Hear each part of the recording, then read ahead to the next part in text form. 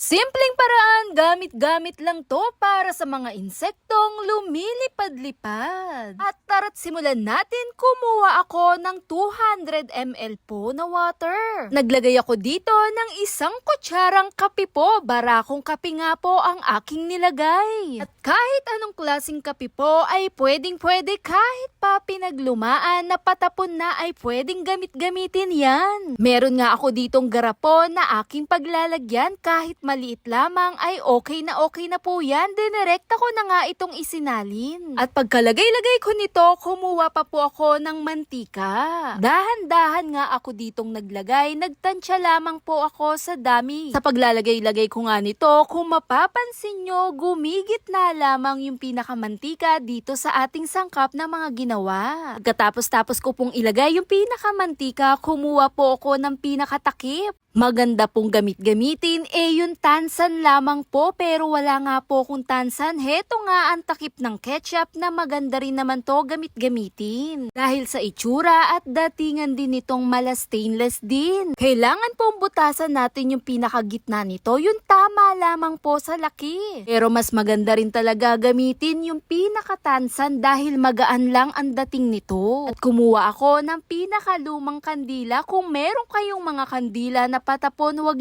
mo nang itapon. Pwedeng-pwede mo rin tong gawin. Maganda rin tong gamit-gamitin, lalong-lalo na kung nagkataon din talagang walang ilaw. Dito nga sa pinakakandila natin, kukunin lang natin yung pinakatali niya. At pagkatapos kong ang kunin yung pinakatali, dinirekta ko na nga inilusot doon mismo sa butas ng pinakatansan o yung pinakatakip na aking ginawa. At dahan-dahan mo nga lamang po itong ilusot. Maganda nga rin to gamit-gamitin, umaga man, tanghali man, hapon man o gabi ay pwedeng-pwede po. Dahil dito nga sa aking ginawa, 5 minutes to 10 minutes ko nga lang siyang pinapauso. Dahil dun sa dala ng kape, magandang repellent para sa mga insect din talaga. At kung sa tingin mo okay na nga yung itsura niya, dito nga sa aking ginawa, dinirekta ko na nga itong inilagay doon mismo sa ating ginawa.